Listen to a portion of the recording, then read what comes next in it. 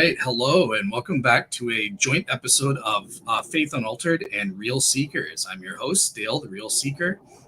And today we have kind of a special treat, a round two, as it were, because last month, my friend Dr. Shabir Ally was kind enough to come on to the show, and we were meant to have a discussion on the historical evidence for the crucifixion. But I messed that up. My internet kind of conked out, and I wasn't able to partake. And thankfully, Shabir was kind enough to come back and give me a second chance there. But Shabir, how's everything going on your end there? Fantastic. Yeah, glad to be back on. Thank you for the invitation. Excellent. Just out of curiosity, I know the audience is probably familiar with who you are and that sort of thing, but do you have any news? Have you been up to any special projects or anything that you want to share with the audience? Yes, for the longest while, we were operating out of Bloor Street in the middle of Toronto. And last year, we ventured out into Mississauga, where we purchased a property to establish our Muslim media hub. So our Bloor Street property will continue to host prayers and congregational activities. But the Pearl Street property in Mississauga, that's 27 Pearl Street, where we will be filming our television program, producing everything having to do with content, media content, and so on, will be done at the Mississauga location. So that has got me busier than usual, driving back and forth between the two locations. But, it's one short life to live. We may as well make it meaningful. There you go. Now, I'm a little bit disappointed. Does that mean I won't be able to see your debates? Because I used to come out to see your debates down at Dufferin Street there. Do you host the debates in Mississauga now too? Or actually, this is a little bit unplanned at the moment, whether we'll have debates at the Mississauga location. But I have one coming up at the Bloor Street location with Stephen Atkins. This is going to be around the middle of September. Yeah, nice. at the Bloor Street location. I will definitely make a note. I will be there cheering both of you on in the audience. So. Okay, sure. Awesome. All right, cool. So like I said, for the audience here, today's topic, we're going to be looking at the historicity of Jesus's crucifixion. Did he die by crucifixion specifically? So on that front, I have a 10-minute or less kind of opening presentation to give on the affirmative side. And then Shabir has his chance to give his opening responding to that. And then we'll go straight into kind of a informal dialogue back and forth. So let me share my screen and pop that up.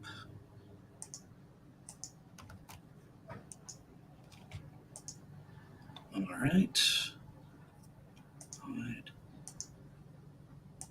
Summarized. You're seeing the slides there, right, Shabir? Yes. Yeah. Perfect. Okay, so crucifixion or crucifixion.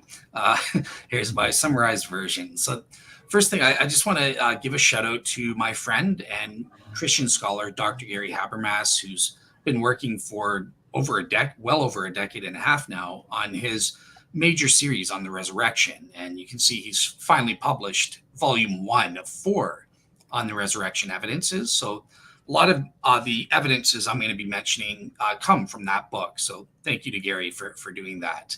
But yeah, he outlines no less than 12 scholarly lines of argumentation based on the historical evidence to prove beyond all reasonable doubt, I would say, that the historical Jesus did in fact die due to crucifixion, Roman crucifixion in the first century. And I'm just going to outline about 5 of those reasons for you here. So the first one is from scholarly consensus. Look, virtually all scholars today, it doesn't matter whether you're an atheist, an agnostic like Bart Ehrman, or Christian, Jewish like Pinchas Lapide, virtually all scholars do agree that it's a historical fact that Jesus died by crucifixion. In fact, Bart Ehrman has been quoted as saying, Jesus' death by crucifixion is one of the most well-attested facts in human history. Now, getting into more specific arguments, this one comes from a Yale professor, Dr. Dale Martin. And he argues that the sign on the cross, this actually fulfills the criteria of dissimilarity because it calls Jesus by this title, King of the Jews. And this historians recognize this as being historical because it's entirely dissimilar to how Christians later on preferred to call Jesus. They would call Jesus by the title of Lord or Son of God and these sorts of titles. They would never call Jesus the King of the Jews. So therefore, historians, even liberal ones like Dale Martin, recognize this is probably reflecting some reliable historical traditions. So the sign on the cross is my first specific piece of evidence from the criteria of dissimilarity. And just before I move on, the reason I'm using these historical criteria of authenticity is there is a difference. Muslims and Christians, Muslims will typically say that the Gospels and the New Testament have been corrupted, at the very least in certain areas. And for that purposes, you can't just quote the Bible and, therefore that proves the fact. Well, I can even grant that for the sake of argument to the Muslim here and say, let's pretend the New Testament is unreliable overall. Even still, historians, through the use of these criteria of authenticity, historians can adjudicate specific facts within those Gospels and say, well, we at least know these are true. So I just wanted to clarify that. Thirdly, we have the criteria of multiple independent attestation, as well as multiple forms that are being used. And Gary, in his book, he actually catalogs a total of 15 independent sources attesting to Jesus' death by crucifixion, all dating within the first 100 years. And 5 of these sources, incredibly, are extra biblical. But one thing that I just want to highlight here is the fact that these sources come in different literary forms. So it's not just that, we have we have different gospel narratives. No, we get the fact of Jesus' crucifixion told to us in hymns, in oral creeds, narrative history, sermon summaries. It's alluded to in parables, for crying out loud, and of course the Book of Revelation in the apocalyptic genre. And in Paul's epistles. So this suggests to historians that this fact of Jesus' crucifixion is very early in order to have evolved into all these different literary forms, therefore making it more probable to be true historically. And then, of course, fourthly, the criterion of early eyewitness testimony. So there are various oral creeds that speak about Jesus' crucifixion, but I want to highlight a couple that actually can be linked to eyewitnesses. So 1 Corinthians chapter 11, verses 23 to 26. And even more incredibly, 1 Corinthians chapter 15, verses 3 to 7. And the 1 Corinthians 15 creed is incredibly important because it mentions Jesus' death due to crucifixion, his burial, so it alludes to his empty tomb even, which isn't a part of this debate. And then it goes on to explain the resurrection appearances. But this creed, which most scholars date this, Garrett Ludeman, who's an atheist, would date it to about 6 months after the death of Jesus, up to about 3 years after the fact. So it is incredibly early. And we have the Apostle Paul here who's giving us this creed. And since we know that from elsewhere, Paul tells us he actually spoke with the eyewitnesses in Jerusalem, such as Peter, John, and James, he would have been in a position to know, is the content here that I'm reporting in this creed accurate to the eyewitnesses or not? So because Paul's recounting this creed, he's almost giving it his stamp of approval, saying, yes, and I checked, and the eyewitnesses confirm this fact that Jesus died by crucifixion. The final argument I want to give is from the criterion of embarrassment. And this is Bart Ehrman's favorite argument. I'm sure Shabir has heard this a million times. But look, Jesus is said to be the Messiah. The early Christians believed he was the Messiah. And Muslims believe that too. So great, we're on the same side. But there's a little trick here with Christians because Jesus wasn't just the Messiah. He's the crucified Messiah. And in a first century Jewish context, that's embarrassing. I mean, we learn in Deuteronomy, everyone who's hung on a tree is said to be cursed by God. And that's just hung on a tree is another way of referencing crucifixion in the first century context. So a cursed Messiah, not something that the Christians would just make up or invent later on. No, this is probably a historical fact, according to historians.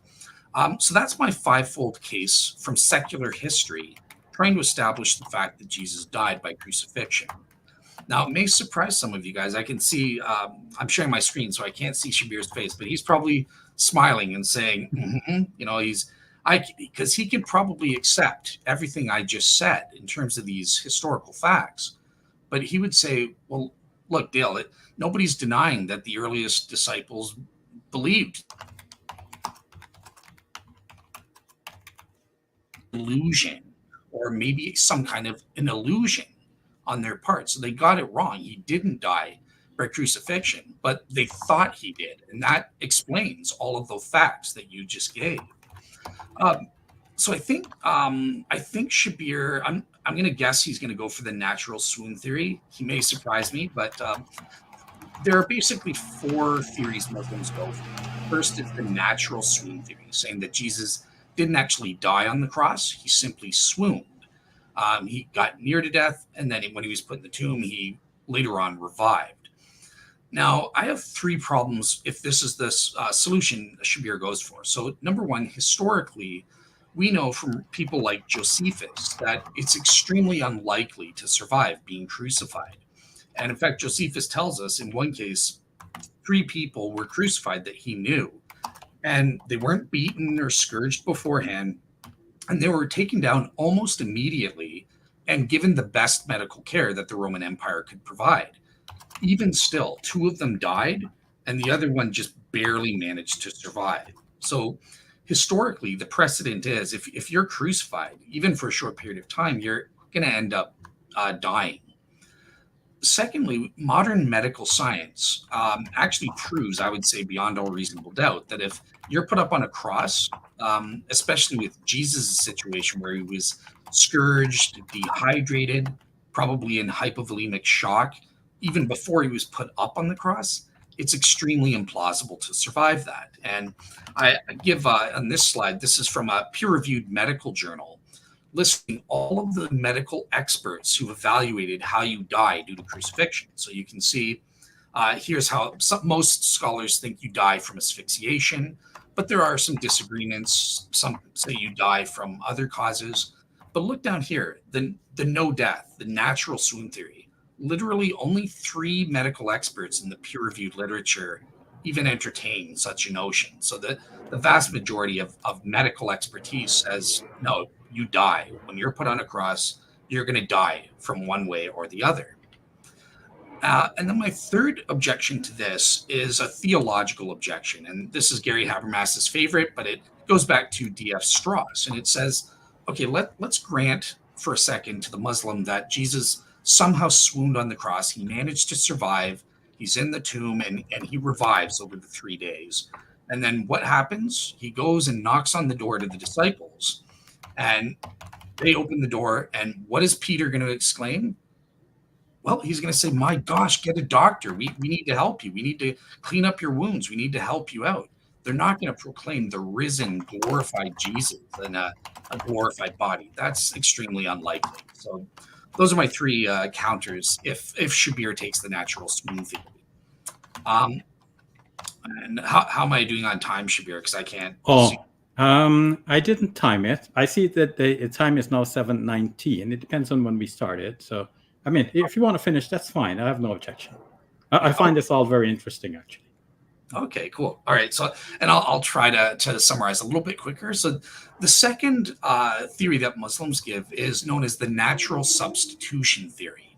And this is a theory that says basically Jesus had a natural born identical twin, probably one of the disciples, such as Thomas or Didymus Judas Thomas, which actually means twin in the Greek and in the Hebrew, I believe.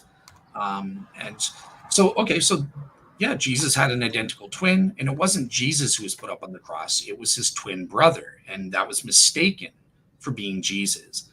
Now, the first thing to say here, first attack again, is this belief in Islam seems to come from prior Gnostic Christian beliefs. And we know that Gnostics are heretical and that sort of thing. So we can actually trace the origin of this to second century or later Christian sources like the Gospel of Thomas, the Book of Thomas the Contender, and the Acts of Judas Thomas. But secondly, just think about it logically. If Jesus did have a twin brother, the disciples knew Jesus's family. They met his mother and interacted with him, and that's even in the context of Jesus' crucifixion with the beloved disciple and thereabouts. And certainly they would have known Jesus' brother James after he had his resurrection appearance and that. So the disciples would be in a position to know if Jesus had a twin brother and probably would have met him. And they would have had ways, either themselves or through the family of Jesus, the mother and his brother James, of recognizing, hey, actually, the one we still have here, that's Jesus.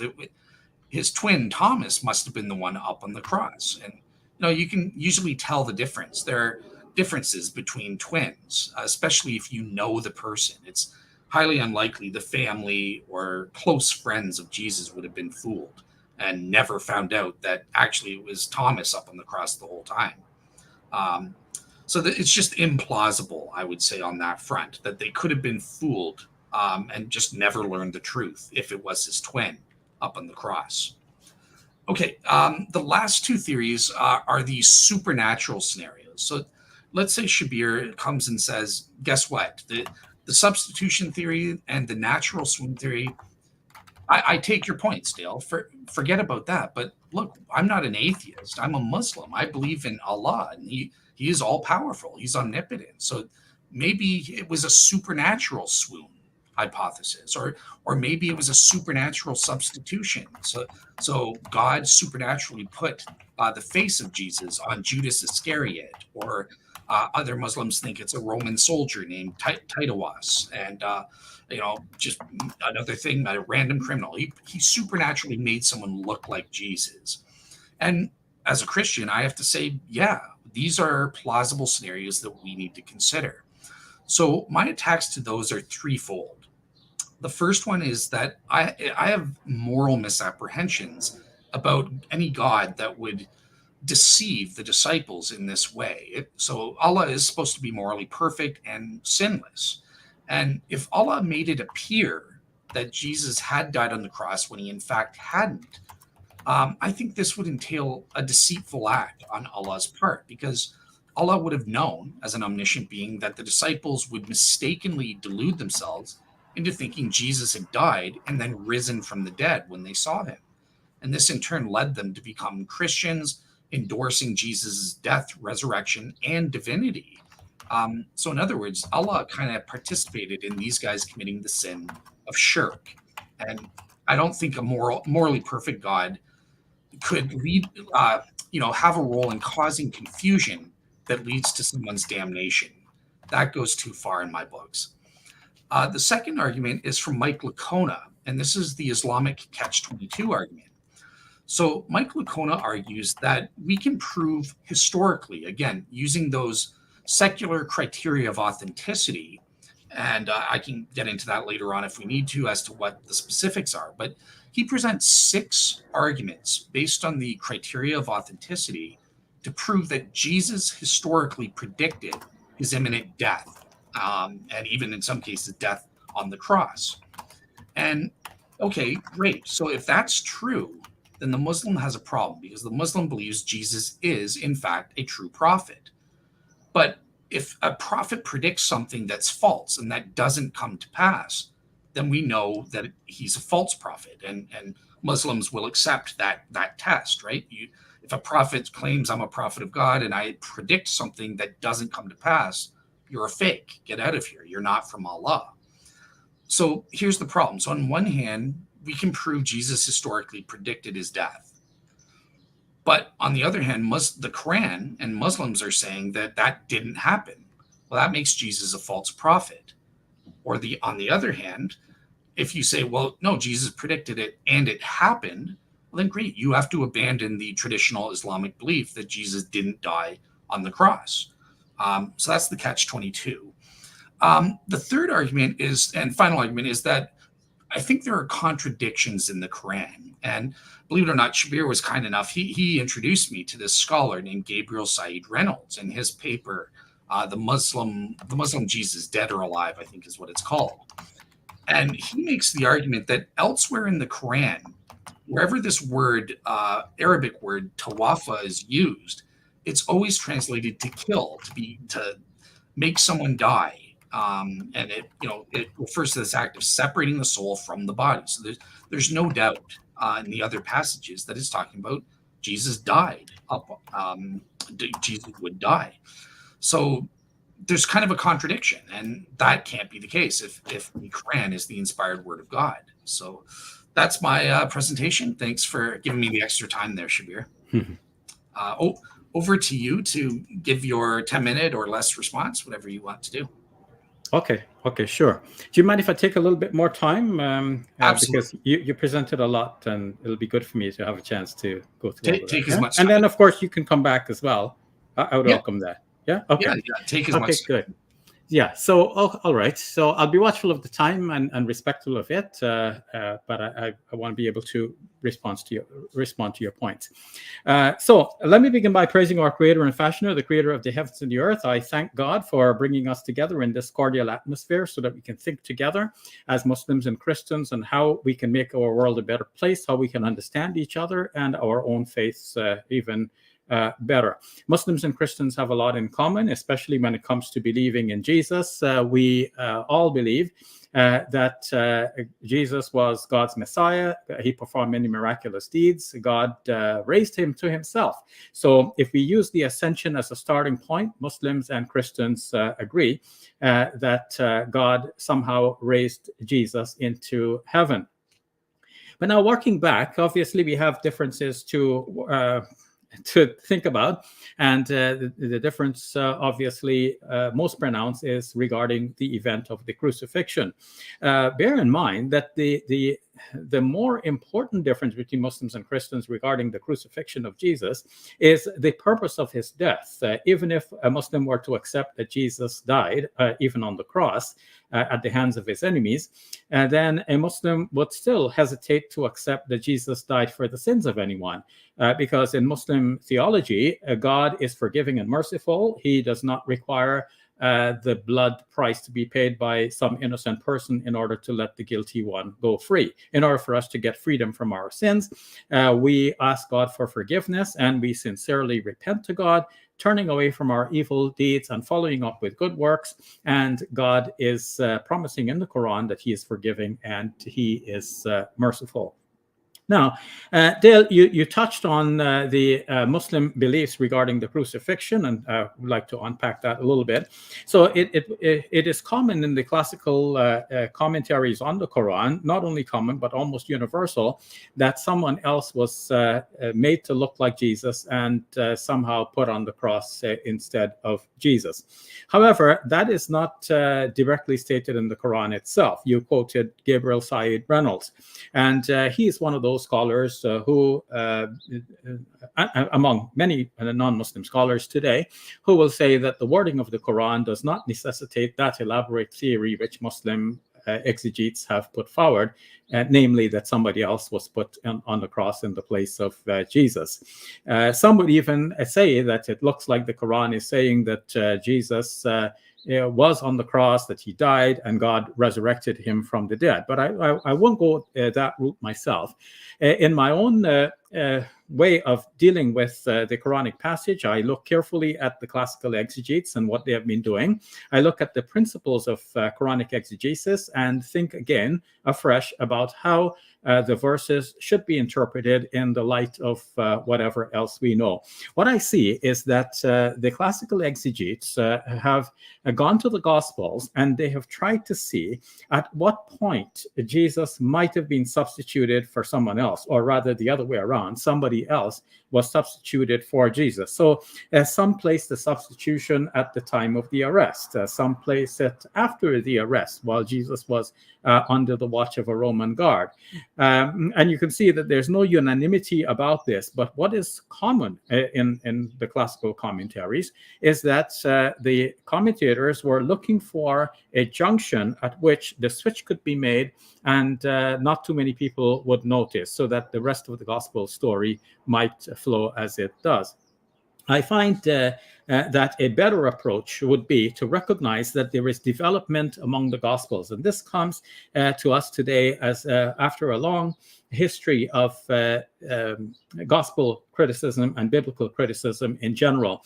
What has been found, Dale, as I'm sure you know, is that the Gospels have developed over time. So they were not all written at once. Today, most scholars will agree that Mark was the first of the 4 Gospels of the Bible to be written, and followed by Matthew and Luke, and then finally John. We can see developments in the story as we go from Mark to Matthew and Luke, and then to John. To give a simple example of this, let's turn to Michael Licona, whom you cited. Michael Licona points to Matthew's Gospel, saying that at the time when Jesus died, not only was there the earthquake, but also the rock split and the saints came out of the tombs. And these dead saints from long ago have now appeared in Jerusalem to many people.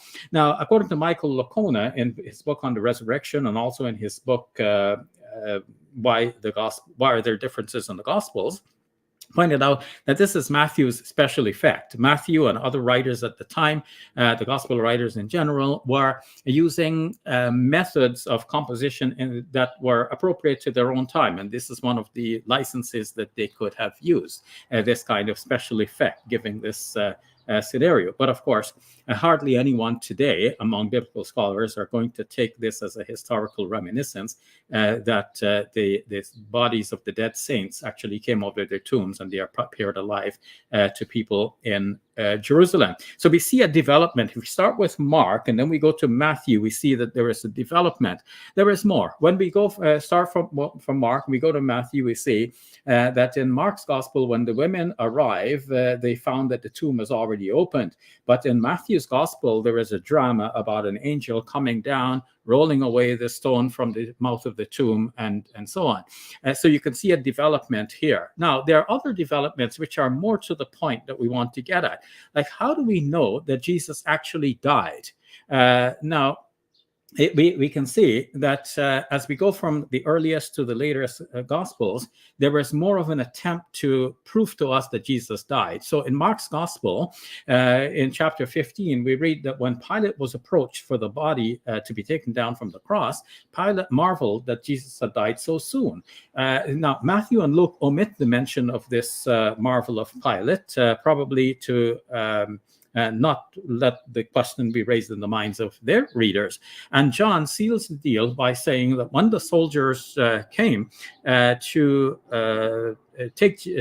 break the legs of the crucified victims and have their bodies taken down, they didn't break the leg of Jesus because they saw that he was already dead. So John is like sealing the deal. And if that was not enough, someone thrust a spear into the side of Jesus, and a Christian would very much comfortably think, oh, well, that must have been the actual cause, or at least if he wasn't dead yet, then surely this would ensure his death. Moreover, John has it that Jesus was wrapped in 100 pounds of aloes and myrrh and bound in sheets. So now you get the impression that if he wasn't dead yet, then at least the spices will kill him, or he would suffocate under the burial cloths that are bound around him. So we can see that the later the gospel, the more Christian the story. So this is a development. Now, when scholars look at these developments, they realize that in order to get to the truth, we have to peel back the layers, almost like the onion skin pages, or we can say the sheets in a biology textbook that show a human anatomy. So one cellophane sheet has the digestive system, the other one has the respiratory system, and so on. And so in order to get to the skeleton, you have to peel back all of those other sheets. So Mark's gospel is like the skeleton, and then you have to peel back those other earlier sheets of Matthew's Gospel, Luke's Gospel, John's Gospel to get back to the skeleton of the story, the bare facts that were there. But notice that in the spirit of gospel writing that we have seen that impels Matthew, Luke, and John to improve the story, that must have been working in the mind of Mark as well. And Mark, writing in the same spirit, may have improved the story along Christian lines in his own way as well, based on the sources that he encountered. So what sources might Mark have encountered? Well, one source is what you cited, Paul's declarations in 1 Corinthians and elsewhere, but also the Q Gospel, which has been reconstructed by Christian scholars based on the sayings that are common to Matthew and stories that are common to Matthew and Luke, but are not found in Mark. Now, in the Q Gospel, there is an indication, yes, that there is the sign of Jonah. And how to understand this sign of Jonah? The German scholar Dieter Zeller pointed out that on his interpretation, the sign of Jonah meant that Jesus will not actually die. And this is a very important discovery that has been made. A book has been written about this by Daniel Smith entitled The Postmortem Vindication of Jesus and the Sayings Gospel Q, which is well worth reading. So now, tracing our way back to these earlier sources pre-Markan, we have the possibility that Jesus did not actually die on the cross, even if he was put on the cross. Now, coming back to the Quran for a moment, the Quran says in Surah 4, verse 157, "Ma qataluhu wa ma salabuhu," they killed him not, nor did they crucify him. The classical Muslim commentators took this to be two different denials, that it is being denied that Jesus was killed by some other means, and it is being denied that Jesus was actually put on the cross.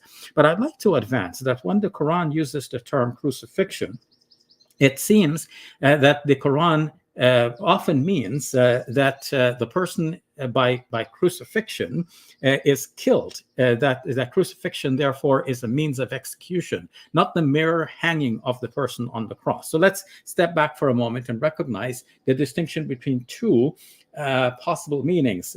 One is crucifixion, meaning that the person is killed by hanging on the cross, and two, crucifixion means the person is merely hung on the cross. So now, when the Quran is saying they did not crucify him, is the Quran denying that Jesus was hung on the cross, or is it just denying that he was killed thereby? Now, if we take this latter meaning, someone might object and say, well, that would mean that there is a repetition of the Quran in the Quran, because ma qataluhu, they did not kill him. That would seem not by any means, whether by crucifixion or other. And if we say ma salabuhu, they did not kill him by means of crucifixion, it looks like we're repeating ourselves. However, a number of replies can be offered to that if time permits and we get into the discussion of this. But in brief, we can say that it's not unusual for the Quran and in Arabic in general for terms that are similar in meaning to be repeated, but when the terms occur together, they have distinctive meaning. And in this case, I would say that what the Quran is driving at is that they did not kill him in some general way. And then somebody might object, but wait a minute, we did kill him. Or the Jews did kill him. They killed him by crucifixion. And then the Quran's answer to that immediately is that they didn't do that either. Ma salabuhu, meaning they did not kill him by means of crucifixion. If we take that view, then I think everything else falls into place. Now, coming back to the Gospels. So we saw that there were legendary developments in the Gospels. So you cited a number of scholars, mostly who are sympathetic to the Christian beliefs, like Michael Kona and Gary Habermas, and who are themselves are apologists for the crucifixion. And in terms of citing independent scholars who are not apologists for the crucifixion, you mentioned Dominic Crossan, and you mentioned Pinchas Lapide, and so on. Now, Pinchas Lapide is a Jewish scholar and who is trying to look for ways of accepting the Christian story and still remain Jewish. So how much of the Christian story can we accept here? He's not dealing with this from a historical perspective. As for John Dominic Crossan, he's one of those critical scholars who would not even accept that Jesus was buried. That the idea that Jesus was buried, according to him, is part of that later Christian development in the Gospels that I've already spoken about. So if we, to him, Jesus may have been thrown into a common shallow pit, or might have been left on the cross for the dogs and vultures to eat. And, later on, the disciples are in shock and grief, and not knowing what to do. They gradually among Christians, the story developed that this rich man, Joseph of Arimathea, came with a linen shroud and had Jesus given an honorable burial. So you mentioned the criterion of dissimilarity and the criterion of embarrassment in particular. Coming to the criterion of embarrassment, yes, according to Crossan, it would have been an embarrassment that Jesus was given this shallow grave burial. And so Christians invented the story that Jesus was given the honorable burial. Now, I'd like to mention E.P. Sanders in this regard, who is a well-renowned New Testament scholar. You said that all scholars would accept that Jesus died by crucifixion, but E.P. Sanders points out something very important. He says that, when you read the stories that Jesus was alive and well, eating with his disciples after the event of the crucifixion, then naturally you must wonder, how can we be sure that he was actually dead in the first place? So this still is an issue. Now, you say Jesus was flogged and so on, but all of that is part of the gospel development, because they're trying to prove to us in one way or another that Jesus died. So they have him brutally flogged. They have crown of thorns put on him. They have him speared in the side, which many scholars today, including Raymond Brown, many scholars accept that this spearing in the side is not a historical reminiscence. It's John's introduction of a little detail for his own theological reasons. So in short, I will put before you that Jesus, if the scenario is like this, that Jesus went through all of the various stages that you're mentioning, but he did not actually die on the cross. He was taken down in a state of suspended animation or in a coma, and he's there in the tomb, and then God raises him from the tomb. So this is not anymore a natural swoon theory. This is a supernatural swoon theory. And does this give rise to a moral problem, as you pointed out? Well, no, not anymore, at least, than the idea that Jesus died and then resurrected. Because notice, with the resurrection, Jesus only appears to those who believe in him. That he doesn't go to his enemies. You might say, but what about James and Paul? And that is the question. Was James really a non-believer at the time? And what about Paul? Was he really a non-believer at the time? Whose testimony tells us that Paul was a non-believer and then Jesus appears to him as a bright light? Paul in the first place, and then his, according to Christian tradition, his physician, which is doubted today, Luke, but nonetheless, the tradition identified Luke as Paul's physician because the classical Christian tradition saw the affinity between Luke and Paul, but there are important differences as well, leading scholars to think that Luke is an independent writer, and some think he even wrote in the first couple of decades in the second century. Nonetheless, putting all of this together, we do not have the kind of independent witnesses that you spoke about. What about Lacona's catch-22? Well, I debated Lacona more than once, and the last time I offered to debate him, as I recall, he was the one who got busy and could not go ahead with the debate. But I'm open to debating him as well. But for the moment, let me point out that all of this is part of the legendary development that Jesus predicted his death ahead of time. But the story is given away in John's gospel, because while there are developments, there are also contradictions among the gospels.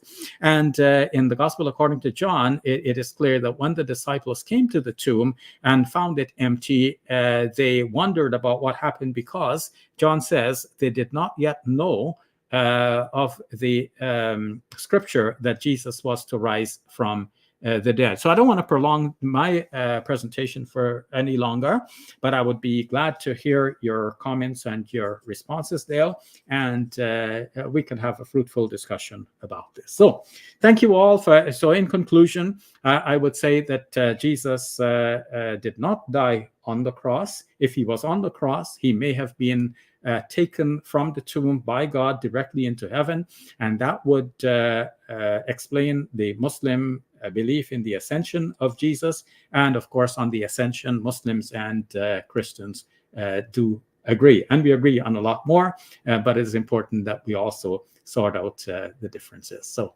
thank you all very much for listening. God be with you all. All right. Thank you so much, Shabir. I appreciate that. So yeah, I think, we can go to the kind of informal back and forth and kind of probe each other. I just have a quick clarifying question for you. So in terms of your own position as to what happened, I know you mentioned most classical Islamic scholars would go for the substitution theory.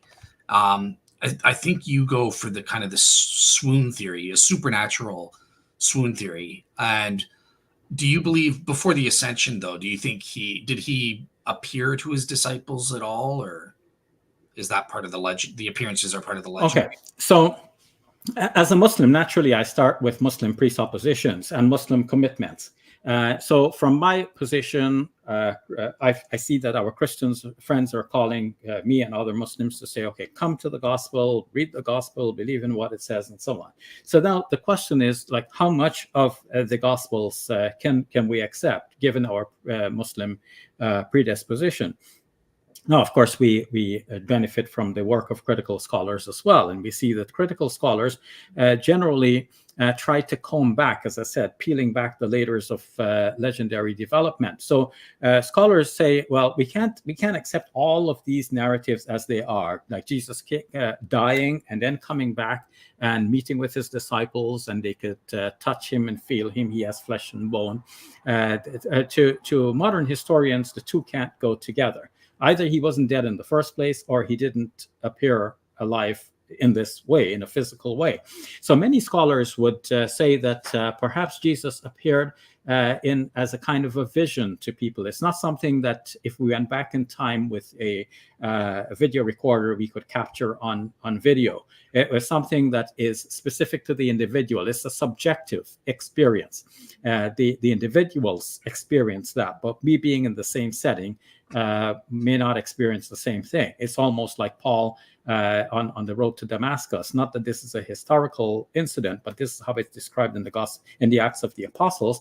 Paul hears something in one narrative, but the others don't hear anything. He sees something in the other narrative, but those with him do not see anything. So it's an individual thing. Now, how many appearances were there? As we go from the earliest to the later Gospels, we see, Dale, that there is a multiplication of the narrative. So in Mark's Gospel, there is no actual, at least in the original Mark, if we don't take the later edition from verses 8 to 20 of chapter 16, then there is no actual description of Jesus appearing to his disciples. There's only a promise that he will appear. And then in Matthew's Gospel, he appears. But towards the end of Matthew's Gospel, it's 28 verse 17, the disciples doubted that they were actually seeing Jesus. So the doubts have to be overcome. There have to be more appearances. So in Luke's Gospel, this is even more firmer still. Jesus appears to them not only once, but Thomas is he appears like on the road to Emmaus, and then he appears to them in the upper room, and he invites them to feel and touch him. So it's becoming more and more solid here. And then in John's Gospel, John can say this is the third time that Jesus appeared to his disciples. So you can see the appearances and the occasions are being increased. So I can grant as a Muslim that I'm not saying I know that this happened, but I'm saying that as historians work with these and they try to shave off the later legendary developments, going back to a core, I can say that if the core is that Jesus appeared to his disciples in a spiritual form, from heaven, then this is not foreign to Muslim thinking, because in the tafsir of Jalalain, it is mentioned that when Jesus had left the scene, his mother was distraught, and God graced his mother to see a vision of Jesus, and so that assuaged her fears and misgivings. So if Jesus appeared to his disciples in this way, that is palatable to a Muslim. Now, Raymond Brown, in his book Introduction to New Testament Christology, it's Introduction to New Testament Christology, combs these narratives and tries to make the best sense of them. And in the end, he concludes that there was only one such appearance, but the remembrance of the one appearance got multiplied, and the story came to be that Jesus appeared here and there and the other place to this person and the other person and the other, and so on. So the one narrative became several that we find now in the Gospels, and also in Paul's declaration that he appeared to Peter and then to the apostles, and then he appeared to James and the apostles, and then or the James and the others, and then he appeared to the 500, and then to me last of all, and so on. So scholars look even at that, and they say that it may have been that initially two different communities had a recollection, some championing Peter and thinking that Peter was the first one. Peter got the first appearance, and then the rest of the apostles. Some others championed James. James got the first appearance, then the other disciples. And then the two narratives came to be amalgamated, first Peter and the apostles, then James and the apostles, as if the apostles have to be repeated. Of course, not the exact term is used for apostles, so we have to go back to see the exact term, but you get the idea: Peter and others, James and others, and then finally the 500. So we see a kind of development later on from a single narrative of an appearance to multiple narratives, even a combined one, bringing together the multiple. Okay. So here's, I think, my kind of the first issue I'd like to kind of just push back on a little bit is, so I noticed a lot of your case, you mentioned, you talk about the development of the Gospels and the stories, and, you know, kind of expanding to them over time. And you mentioned a lot to do with the burial and resurrection and stuff like that. And I just, in the first place, I just wanted to say I could agree with everything. I can just grant, I think I can grant everything that you're saying for the sake of argument here. And I still establish the case of this debate that while Jesus did historically die due to crucifixion. So I am trying to, I know you distinguish between, I think you said that Muslims deny that they killed him just in general, and they also deny that they killed him by crucifixion. So obviously I'm arguing that he died due to crucifixion, kind of thing. So, so then let me turn it back to you then, Dale, because I've spoken a lot, and I'm going to give you a chance to speak as well and expound your ideas. Sure. So, how would you, I know you mentioned your proofs previously, but I've disputed your proofs that Jesus died by crucifixion. For example, if you mention that Jesus was flogged, almost to the point of death. I mean, you mentioned volemic shock. Well, volemic shock would be the moment of his death. If he goes into volemic shock, that's when he dies. So it wouldn't happen before. But you mentioned, the flogging, and then by contrast, you say that the men that Josephus spoke about were actually not beaten previously. I don't know if you got that from the narrative itself, because as I recall the narrative, it's very bare. Josephus just says he came back, he saw his friends being crucified, hanging on crosses, and he used his influence to have them taken down and given medical attention. Two of them died anyway, but one survived. You said barely survived. We don't know if the word barely is there in the narrative. So I see in what you described a tendency to emphasize the suffering of Jesus and his being near death before he even got on the cross, and by contrast, the lack of suffering of others, so that they can more easily survive. so as you know, Dale, and I'll put this last thing to you. I mentioned E.P. Sanders, so I want you to respond to that. So we know from anyone who has watched some episodes of CSI would know, even without watching CSI, we just know that a person must be presumed to have died sometime after they were last seen alive. So if we have narratives that Jesus was seen alive in the flesh and blood, he was there eating dinner with his disciples, and they could feel that he had flesh and bone, then he must have died sometime after that, not before. So if you say he died before that on the cross, it's up to you to prove that he actually died on the cross. So a proof would be something like you have a mortician's certificate, someone testified to his death at the time. So tell me, what best proof do you have that he died, given all the criteria that you mentioned, like criteria of dissimilarity and embarrassment and so on? What actual historical evidence do you have that he definitely died on the cross, as opposed to being taken down in a comatose state?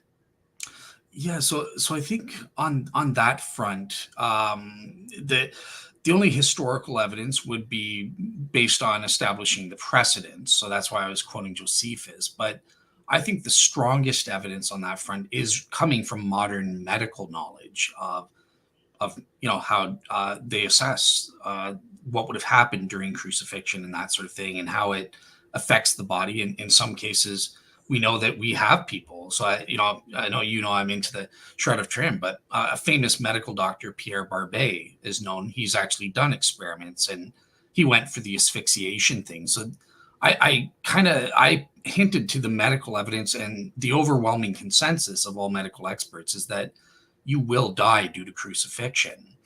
But beyond that, especially if you're up there for hours, kind of thing, right? Jesus is up there for 3 hours or so. So, but beyond that, and this is why I think it answers your question about, well, why was Pilate so amazed, or why did he marvel that Jesus had died? Because not only was Jesus crucified, but it was his pre-crucifixion treatment. He was very harshly scourged, according to the historical documents and that sort of thing. And, given the crown of thorns and all of that stuff. And also it was reported too that there was that stabbing to the chest, which was the final check from the Romans. So I think that's where I would appeal to the modern medical evidence, that it's extremely implausible to think that he survived, as well as the precondition of how Jesus was treated before he was put on the cross, making it very unlikely that he could swoon. And then thirdly, the Roman confirmation afterwards, where it's unlikely that Romans who are acquainted with death a lot more than we as moderns would have been mistaken. I mean, that would have incurred the death penalty for them. Okay, so I want to respond to those items, if you don't mind. So you mentioned the modern medical evidence, and I'd like to point out that in his 2-volume work, The Death of the Messiah, Raymond Brown went into a detailed analysis of this, and he's asking, like, what was the physiological death of the cause of the death of our Lord?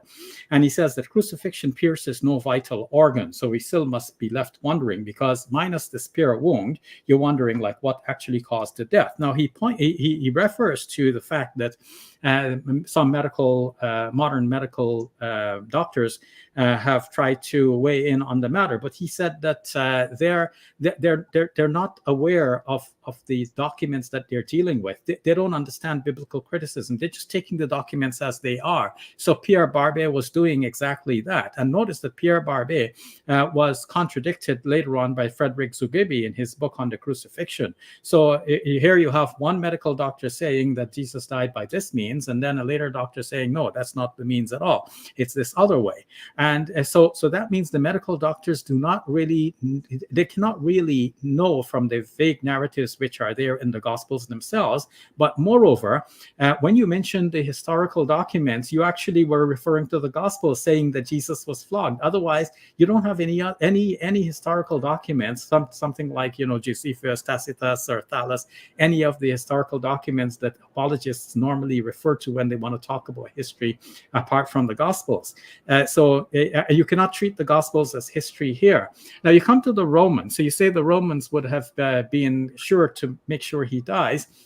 But the Gospels themselves might give indication that perhaps the Romans were not interested in killing Jesus, because notice that Pilate had his arm twisted to agree to the crucifixion in the first place, according to Matthew's Gospel, and he washed his hands in public of the blood of this man. That would have been a public indication to his underlings that he's not interested in having Jesus die. So if he could look the other way while Jesus is being taken down from the cross, then why wouldn't he? Now, if we take away the spear wound, which again you mentioned despite my objection and without any further indication of its historicity, then what would have killed Jesus? So look at this scenario. They come, they break the legs of the other two who are crucified to ensure their death, but they don't break the legs of Jesus. And if we take away the spear wound, then what would have killed Jesus? So you see, the case that Jesus actually died on the cross, as opposed to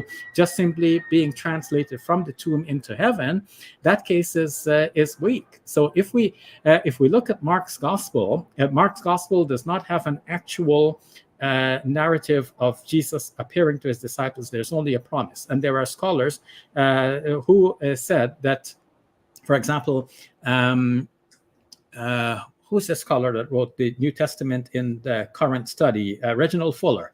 Reginald Fuller points out that the pre-Markan story was that Jesus was translated from the tomb into heaven. So that's what Mark was working with, and it looks like somebody else, or Mark himself, introduced the two narratives, one in 1428 and the other in 16:7, to indicate that Jesus is going to appear to his disciples, but that was not part of the original story. So if the original story was that Jesus was translated from the tomb into heaven, that is the Muslim ascension story. And notice here how the Quran goes from crucifixion to ascension. And notice how the Gospels go crucifixion, resurrection, ascension. So there's a tripartite narrative in the Gospels. First, Jesus is crucified, and then he is appearing again to his disciples. So that's the resurrection narratives, and then, or you can say post-resurrection narratives, and then the ascension, a tripartite.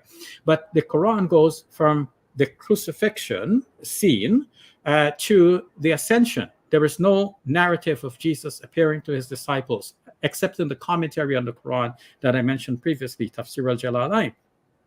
So the Quran here is actually mirroring the pre-Markan story. That is an early Christian way of viewing this. That's pre-Gnostic. You mentioned the Gnostic Gospels that some Muslims rely on when they try to defend the substitution theory. But now what I've put before you is a story that is the earlier Christian story than the story that we find now in Mark's Gospel, and especially in the other three Gospels. Okay.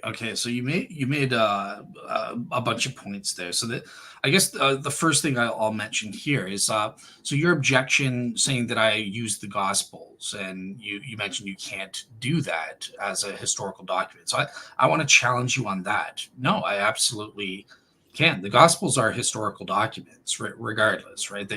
They are documents that were written in history.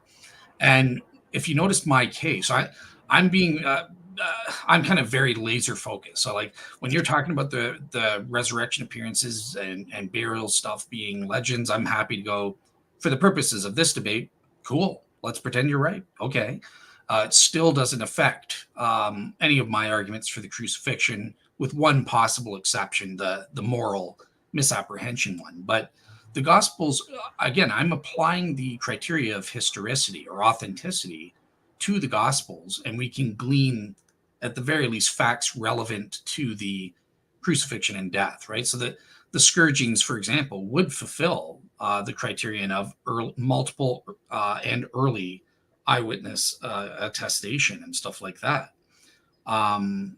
I know that you're skeptical of Luke and arguing for the gospel outright. I actually follow Craig Keener on that front. I think that Luke is very reliable, and that we have good reason to think that he was a traveling companion of Paul. One of the best arguments for that is coming from the we narrative. So, I think that we have good reason to actually believe he is meeting some of the eyewitnesses, including Paul, and including towards the end when he was in Caesarea, towards the end, meeting with people from Jerusalem who knew Jesus's family, and that's how he obtained, the virgin birth story from them and stuff like that. So again, that's not a part of this debate, but I'm just saying we have good reason to think that Luke is definitely a reliable writer, and he's relying upon early eyewitness testimony.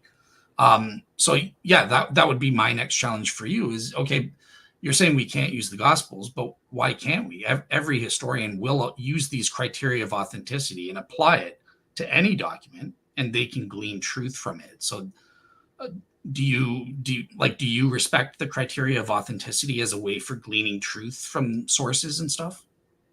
I'm not sure what you mean by the criterion of authenticity, but let me address the point more generally. We look at the Gospels and we get a basic outline of Jesus, and we say prima facie, this is the story. But if we find that the Gospels are tendentious, they are trying to prove something to us, then we have to make a certain adjustment for the level to which the writers went in order to prove what they wanted to prove. So coming back to Matthew's Gospel for a moment, you said, even if we grant. So I'll be interested to know what is your actual position. Do you, like Mike Lacona, think that it is not historically factual that the dead saints came over their tombs? Yeah, you agree that it's not agree. factual. Yeah. Okay, so now Matthew has made a legendary addition here to the story. So the question is, at what points have they made legendary additions? Now you say it's multiply attested. So yes, you can see in Matthew, Mark, and Luke that Jesus is beaten. But are these really independent? Because we have, as I've pointed out, and you have not disputed this, scholars generally believe that Matthew and Luke were based on Mark. So they basically copied the story in Mark, or sometimes letter for letter, or rather word for word and line for line. And so we do not have, if Mark said that Jesus was flogged, and then Matthew and Luke say that Jesus was flogged, we do not have three independent testimonies here. We have basically one testimony that's copied by two other people. So it's the one original, and we have to find, where did Mark get this from? So was Mark an eyewitness to these events? Was he there on the scene when the flogging happened? So remember, previously, when you wanted to talk about multiple attestation, you would mention the Gospels, you would mention Paul on the other hand, and so on. But with the flogging, you do not have this kind of multiple attestation. Okay, so I take your point that the gospel writers were aware of each other, right? Matthew and Luke were aware of Mark. By the way, John was also aware of Mark. Now, it's not as simple. I would argue it's not as simplistic as, because obviously John, everyone says he's independent, even though he would have surely known about these other gospels. But his traditions we can still detect the independence. And I would argue it's the same with Luke.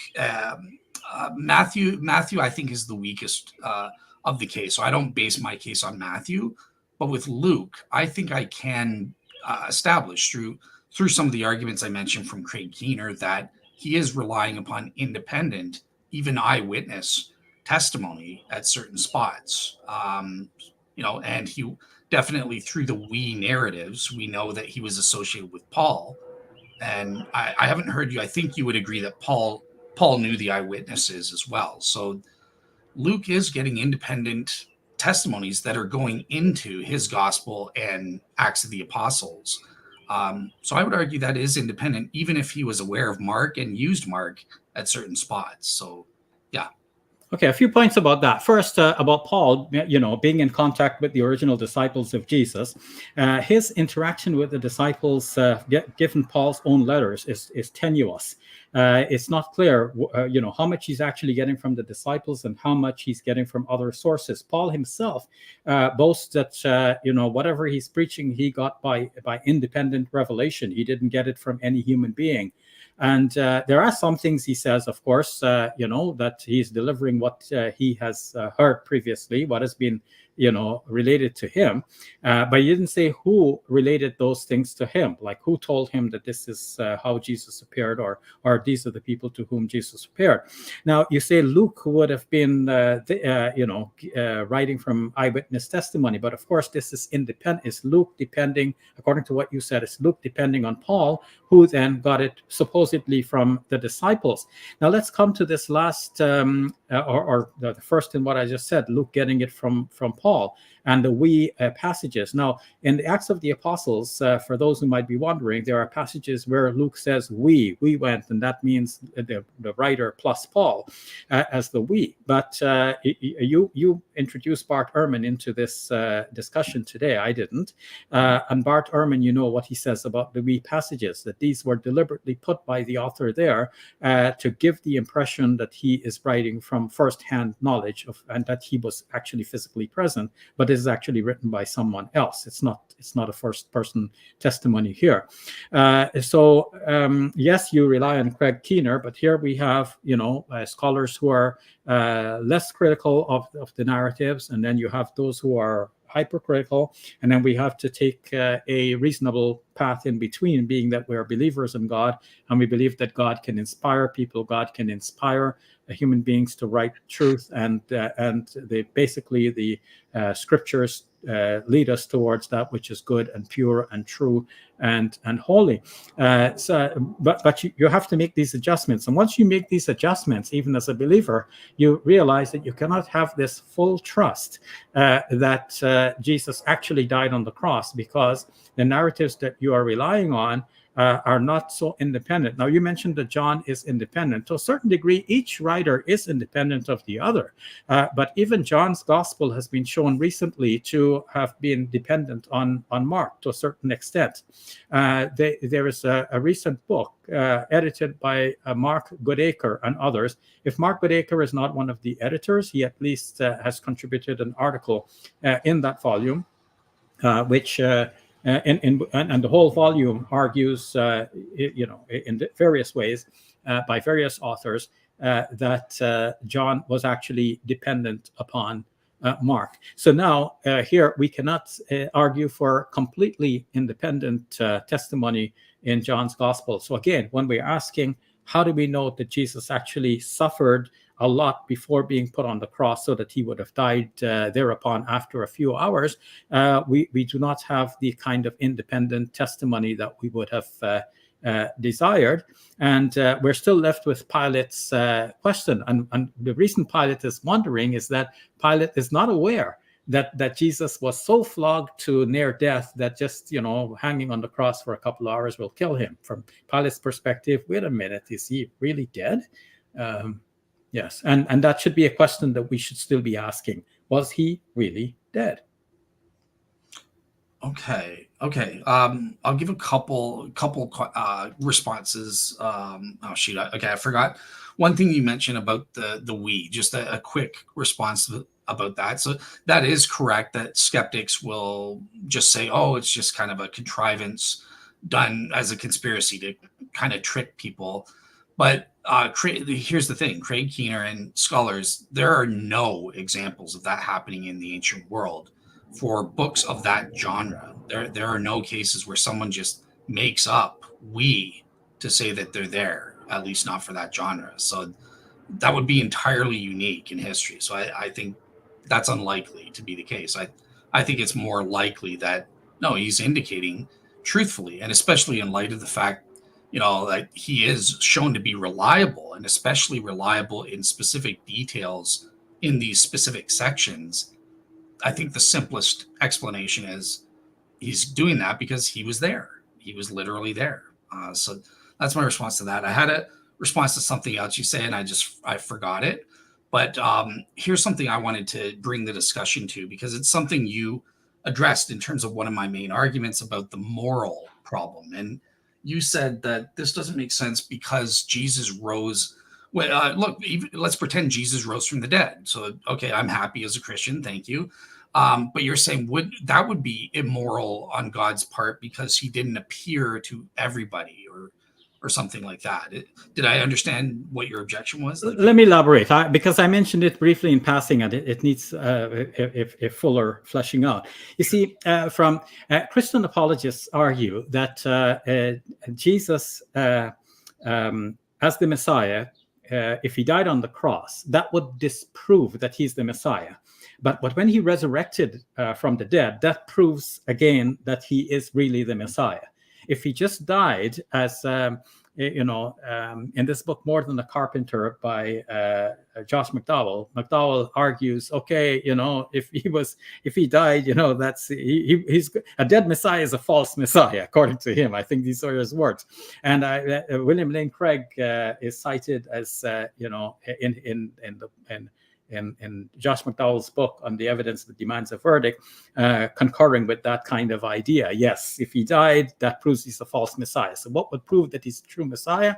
If he resurrected from the dead. So now, if you have it according to the Christian story that Jesus died on the cross and in public view, so everybody knows now, okay, he's the false Messiah.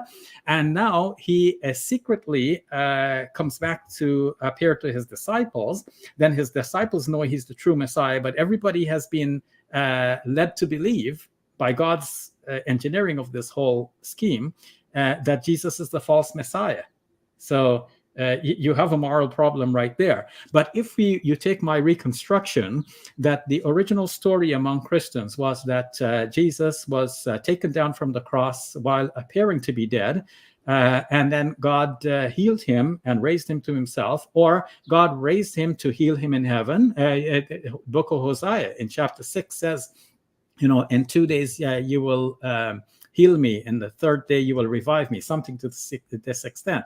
So if God decided to take Jesus up into heaven and give him the healing there and revival, and Jesus lives forevermore with God in heaven, where we'll eventually have a chance to see him and meet him and interact with him, well then that would have been the original Christian story. But a story like that could be exaggerated to the point of saying, okay, Jesus was taken down, not near dead, he was actually dead. And then you see the legends developing to prove that he was actually dead. In the way that I've already elaborated. So it's not likely that it works the other way, that he dead and resurrected, that's like a kind of an ultimate miracle.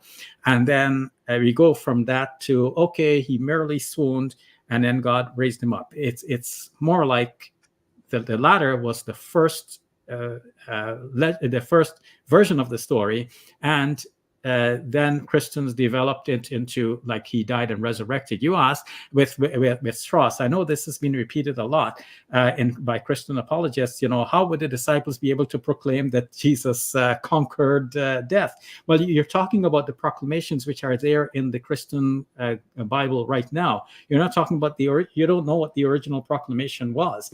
If the original proclamation could be like, let's say, for example, that Mary Magdalene went to the tomb, and she got there just in the nick of time, and she found that Jesus moved a finger. So she would say, "Oh, he's alive! He's alive! Jesus is alive! Hey, everybody! Jesus is alive! He conquered death. Death could not hold him." That a preaching like this could emerge from just a simple observation that Jesus merely moved when everybody thought that he had died, or they saw him in that comatose state. So the legend could actually develop that way. So against Strauss, I would say, yes, if you take the narratives as they are now, it looks like, how are they going to believe that he conquered death if he was weak and wounded and bleeding and whatever? But if we minus the legendary developments, and which you're prepared to do, as with Matthew's description of the dead saints coming out of their tombs, then the question is, how much legendary development are you going to recognize here? And if we go back with the scholars to peel back the various layers, like the pages in a biology textbook, to get back to the skeletal narrative, we can see that the bare bones narrative was that Jesus was taken from the tomb. and probably he was not dead, according to Dieter Zeller, given his interpretation of the sign of Jonah. Okay. So just before I give my response, just to clarify, I think what you're saying is that if that resurrection narrative does originate with the original apostles and that sort of thing, then you would see that there's a moral issue. But obviously, you just don't think that message, the resurrection appearances, they don't go back to the originals. But if it did, you would kind of take my point. Is that correct?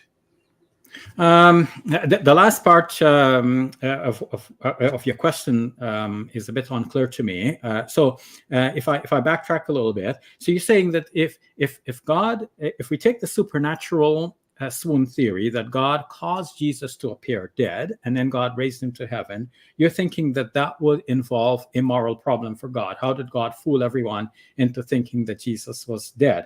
So I'm saying no, this wouldn't have to necessarily follow from the Muslim position on this, because a Muslim could hold, as we mentioned from Tafsir al-Jalalain, that God showed a vision to his disciples that Jesus was alive, and that was all that mattered.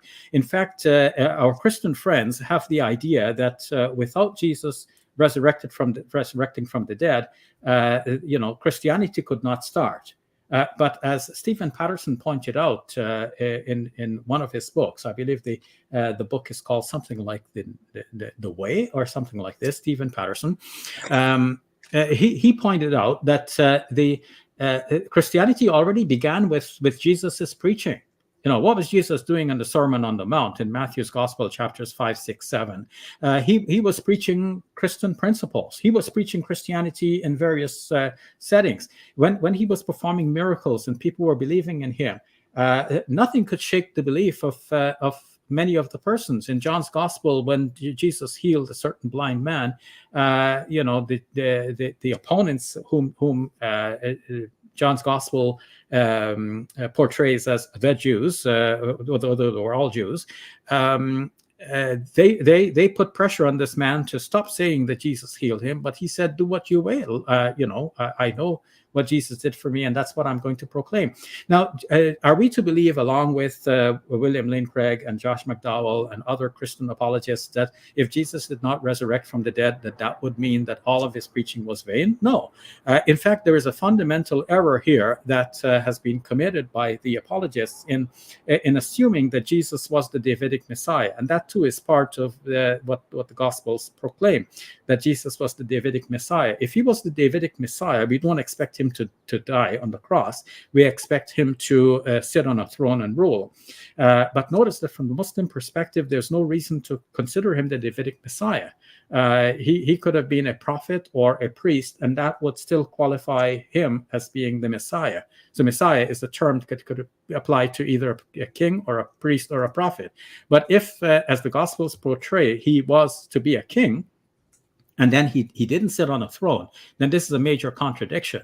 So this is what the apologists are trying to get over. They're trying to get over that contradiction by saying, oh, but he resurrected from the dead, and so we have no problem because he conquered death, and now he will come back to rule in the future. So he will fulfill that prophecy of being a king. For a Muslim, we don't have that internal contradiction. So there's no issue. If God took Jesus, allowed it, that Jesus came down from the cross alive, he appeared to be dead, and then from the tomb, God transported him or translated him, caused him to ascend into heaven, then there is no theological or moral problem here. Yes, the disciples would know that depending on how much they are privy to the story. Of course, there are Muslim versions in which Jesus asked his disciples, who will be like me, and so on. So we don't know how much, from a Muslim perspective, we should say that Jesus must have conferred with his disciples about what is going to happen. But let's say we know nothing else. We just know that Jesus appeared in public to swoon on the cross. He was taken down into the tomb, and now the disciples are left wondering, and now God shows them a vision of Jesus from heaven, and they could see, as the Acts of the Apostles show, that Stephen saw a vision of Jesus in heaven. So if the disciples were shown a vision of Jesus within the context of Muslim beliefs to assure them that Jesus is alive, then they can very well go about preaching. They can go and preach, Jesus is alive. You thought you killed him. You put him on a cross, and then you took him down and you put him in a tomb. But God raised him. Many of the proclamations that are found in Paul's writings and in the Acts of the Apostles would coincide with this. And you said, Dale, that Paul almost hints at the burial or the empty tomb. But actually, we should be clear that Paul had good opportunity here to mention that the tomb was discovered empty, but he didn't say that. And so that's part of what scholars see as a development. At first, there is a mention that Jesus was buried, and then later on, there is a mention that the tomb was discovered empty. So Paul, being earlier than the Gospels, mentions the burial, but he doesn't mention the empty tomb. Then Mark mentions the empty tomb, but no mention of the appearances, or no description, rather, of the appearances. He does promise that the appearance will occur in the present version of Mark's Gospel. So in the pre-Markan, there is no promise. In the Markan version, there is a promise. And then in Matthew and Luke, more the appearances actualize. And in John's Gospel, more appearances, and so on. So we see a kind of development here. But if we go back to the original story, it does not pose any theological or moral problem from a Muslim standpoint. Okay, so I'm going to disagree. I think because, and I was listening very carefully to what you were saying. So God, Allah, is responsible for this vision, and he's providing this vision for the purpose of providing this message that, hey, Jesus ascended. He's okay. He's been vindicated type deal. But again, what we know historically is that what came of that? Well, I guess God's not a good communicator, because they started saying, and he was resurrected bodily from the dead. And I get you're denying that that's a historical fact. So great, we can debate that. I would go to 1 Corinthians 15 to try to establish that we can link this back to the original eyewitnesses. And even, forget about Christian scholars. Fine, I'll quote Gerrit Ludemann, an atheist. He's no friend to Christians and that sort of thing. And he dates it to within 6 months. And the consensus seems to be about as much as 3 years to, maybe 5 years if I'm being extremely generous and that sort of thing. And we can link that to the eyewitnesses. And the reason I say that it's talking about this bodily resurrection, I think it's been conclusively proven by a scholar named James Ware, who's written a paper on this about how the terms used actually speak of an empty tomb. Now, beyond that, you'll have heard of this argument before, right? Because the Jews understand the body that goes to sleep or goes down is what awakes again. There's that continuity, bodily continuity, that's assumed and dripping in Paul. It's not just some ethereal spiritual body. It is a physical body. And because that's in this creed that dates so early, and we have Paul who knew the eyewitnesses in his own autobiographical statements, we know this creed is consistent with what the eyewitnesses themselves were saying. So we can trace it back extremely early and to the eyewitnesses themselves. So I think we can establish historically that, yes, the disciples, because of this vision that Allah gave them, they were claiming the totally wrong thing. They were claiming a bodily resurrection appearance instead of what Allah tried to show them, that, well, he ascended into heaven from the tomb and all's well. So I would still say that there's a theological problem there. Like, Allah is not accomplishing what he needs to, and then it's taking him 600 years to correct the record. So what would you say to that objection? Yeah, so you mentioned Gerrit Ludemann. I don't know if you read Gerrit Ludemann's book entitled The Great Deception, but I'm sure that you are familiar with the fact that Gerrit Ludemann, as you said, he's not a Christian believer. In fact, when he wrote about the resurrection decades ago, perhaps at that time he was more inclined to accept certain aspects of the Christian faith. But in his book, The Great Deception, he wrote a letter to Jesus in which he's clearly proclaiming his apostasy. And so he doesn't believe in Jesus. He doesn't believe that Jesus resurrected from the dead. Gerd Ludemann advanced a theory of the hallucination of the disciples. Now, you might say, but the disciples didn't hallucinate. But you can't quote Gerd Ludemann as supporting the resurrection of Jesus. You have to see that, altogether what he's saying. So the Christian or biblical scholars in general, they look at the narratives and they ask, how much of this can we accept? So we have narratives that Jesus was crucified, that he died, that he was put in the tomb, and then the tomb was found empty, and then Jesus was appearing to his disciples, and then finally he ascended into heaven. That's the complete story. So how much of this story can we accept? So some of them work with some of the components, and some work with the other components. So, for example, some of them will say that the tomb was discovered empty, and when the tomb was discovered empty, the disciples wondered about this, and they thought maybe Jesus is alive somehow. And then they started to see Jesus being alive, because that was their hope and wish and their expectation. So they started to experience hallucinations based on the fact that the tomb was discovered empty. Now, some of them work the other way. Some of them, say that the disciples fled from the Jerusalem area when Jesus was arrested. They went back to Galilee, so they didn't know what exactly happened with Jesus in the end. But when they were out, like Peter was out fishing in the familiar scenes of Galilee, like on the Lake Tiberias, for example, then he began to see visions of Jesus, because his guilt was setting in. We forsook Jesus and fled from the scene. We didn't defend him. We didn't stick with him. So out of that guilt, they started to see Jesus. And when they started to see Jesus, they were convinced that Jesus was alive. When they were convinced that Jesus was alive, and they started to preach about this, that Jesus was alive, that's when eventually the story developed that the tomb was also found empty. So not only was he alive in a spiritual sense, but also his physical body had actually exited the tomb. That's a later stage of development. So you see, some of them start with one proposed fact, and then they treat the others as legendary. Some others start with the other supposed fact and treat the rest of the story as legendary. And what Christian apologists like Gary Habermas and Mike Licona and William Lane Craig do is that they cite one scholar for the one fact and then the other scholar for the other fact. But of course, the scholars contradict each other on which exactly is the fact. So when you're citing of Gerd Ludemann is an example of this. You're citing him to show that, okay, we accept this much. But then you will cite another scholar to accept the other thing. But it's not like one. You can't cite scholars like that, because they have a whole scheme in which they're accepting one element or some elements and discounting the rest. And so each one has to be cited independently like this, and you cannot build the story like this. Okay, fact number one, fact number two, fact number three, as you've listed them in your 5 facts in your opening presentation.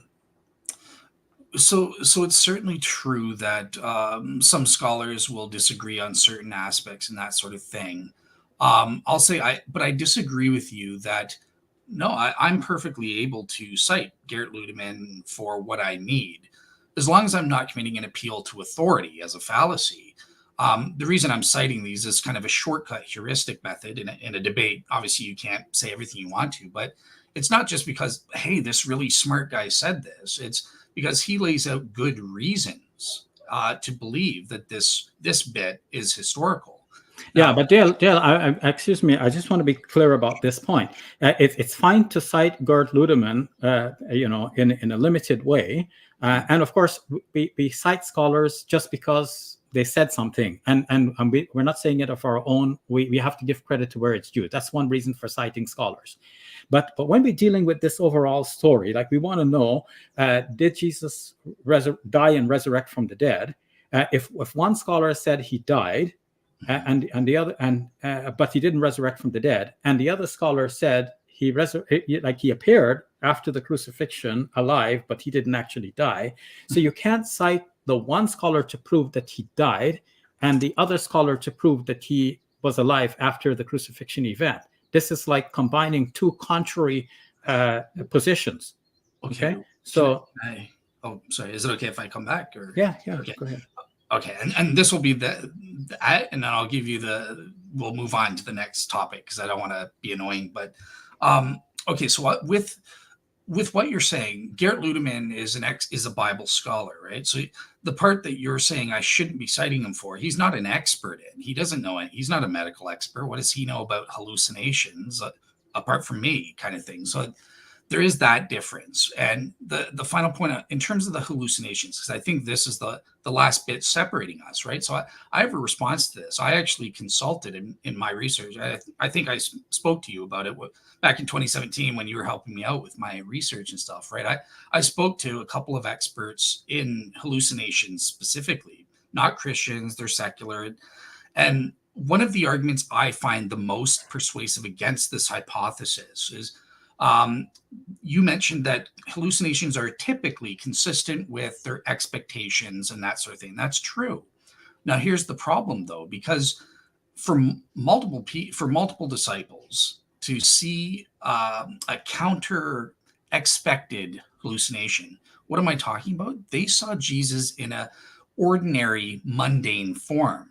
And especially if the Muslim view, if Jesus ascended to heaven, they would be seeing him in a glorious form, a white robe, glowing. This is how the Jews of the first century would have expected to see either a resurrected body, or if on the Muslim view, an ascended body. Even more so, they would have seen it in a glorified form, akin to the transfiguration. That's not how they're seeing him. So that, I think, makes it unlikely that it's a resurrection. And even if one person, maybe they had a fluke or something like that, and they saw it in a way that was counter to expectation. Well, in that case, social dynamics would have taken over. If the others saw him in a glorious form, they would have convinced the other person that, no, you're wrong. He wasn't on earth bodily. He was up in heaven gloriously. So I think it's improbable, the hallucination hypothesis. And that's one of the main arguments I give. Okay, so you did say that you'd like me to come back on this. So again, with somebody like Gerd Ludeman, yes, he's not an expert in hallucinations, but he's also like not an eyewitness of what happened there 2,000 years ago. So he's looking at the whole narrative and he's saying, okay, how much of this can we accept? Because we can't accept the whole thing. We can't accept, for example, Luke's narrative that Jesus was there and he was touched as flesh and bone and whatever, and he ate a dinner, because the fish and so would have to disappear into his body.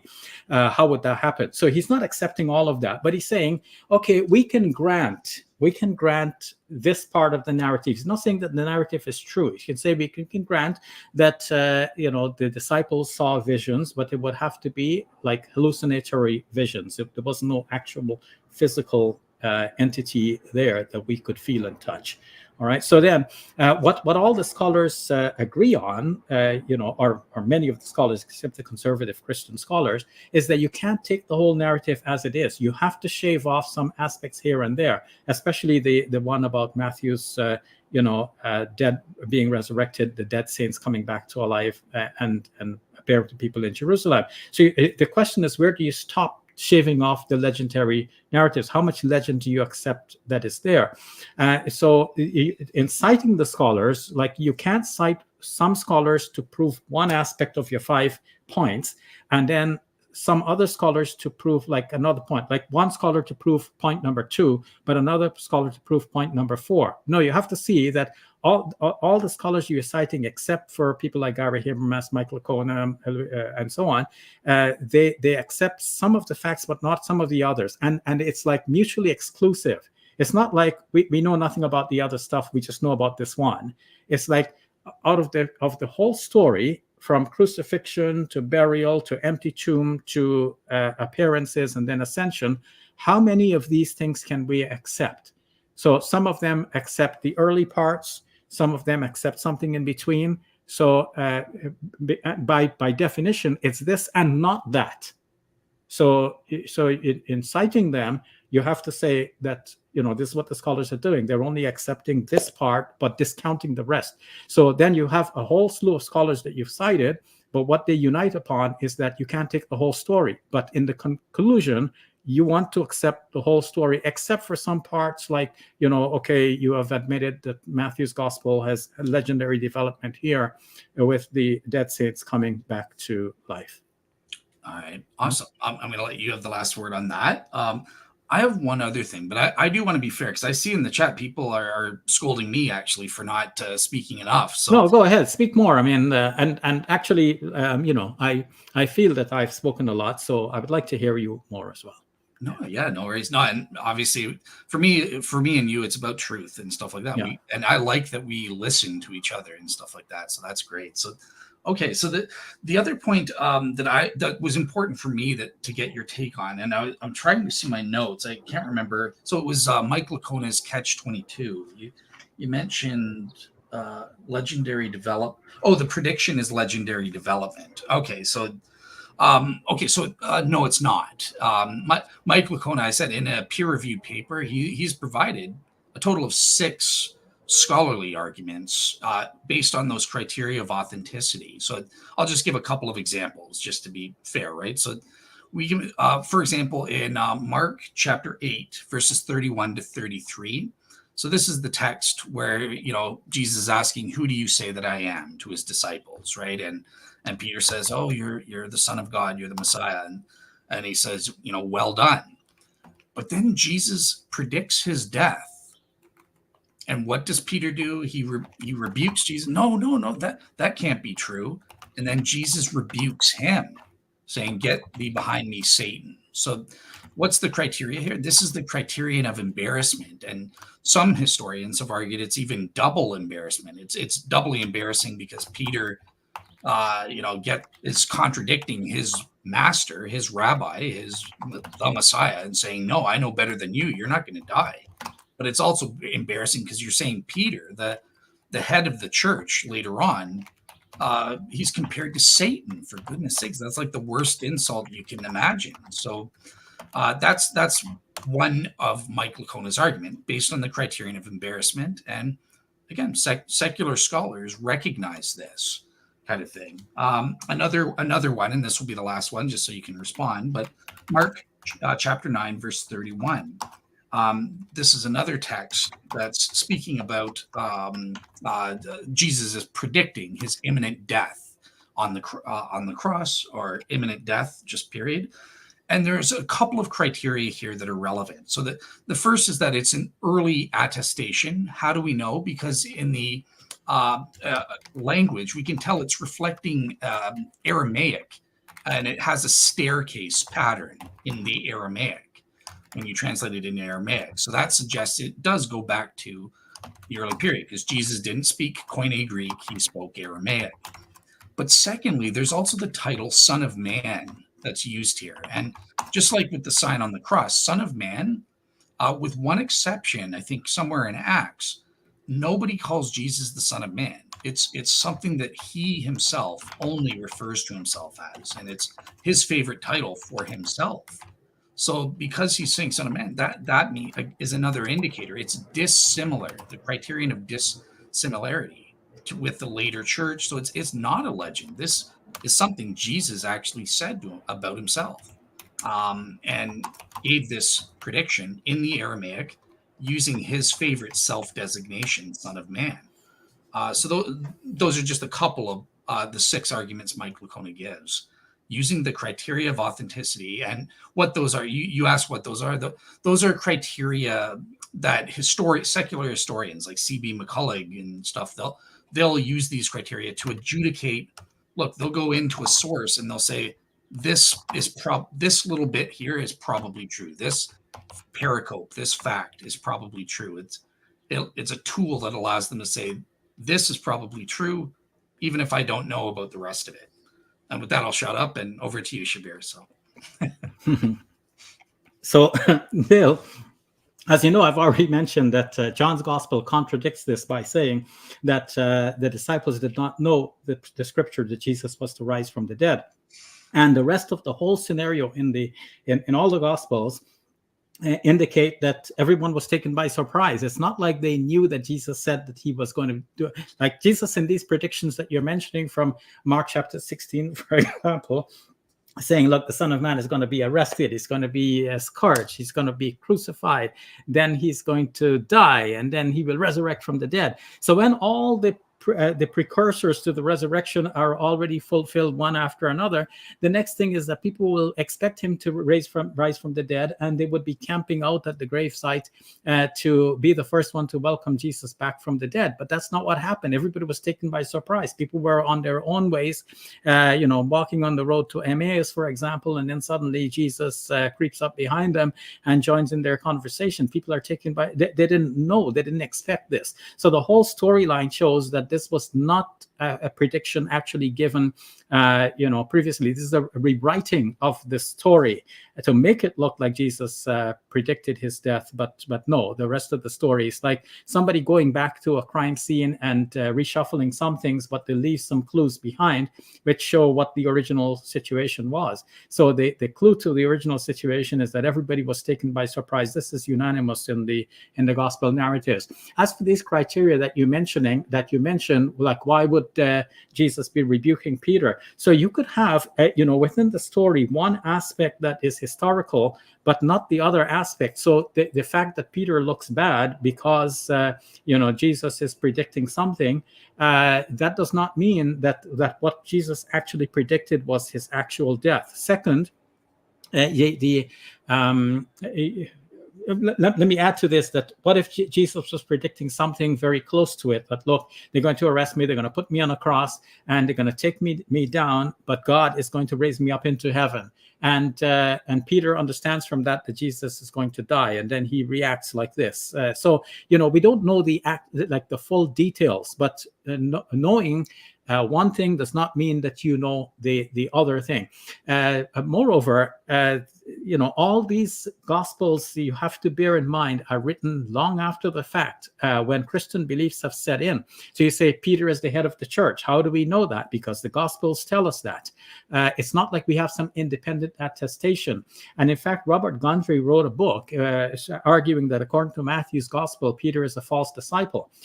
So it may be that a part of that has tainted Mark's gospel as well, where Peter is being put down in order to celebrate Paul. Not that Robert Gundry is arguing it this way, but we know that there was a rift between Peter and Paul, and the Gospels generally follow the Pauline version of Christianity. So naturally, they celebrate Paul and they denigrate Peter, who was the chief, opponent of Paul on the other branch of Christianity. So maybe they wanted to make Peter look bad. And so they have this whole constructed narrative like this.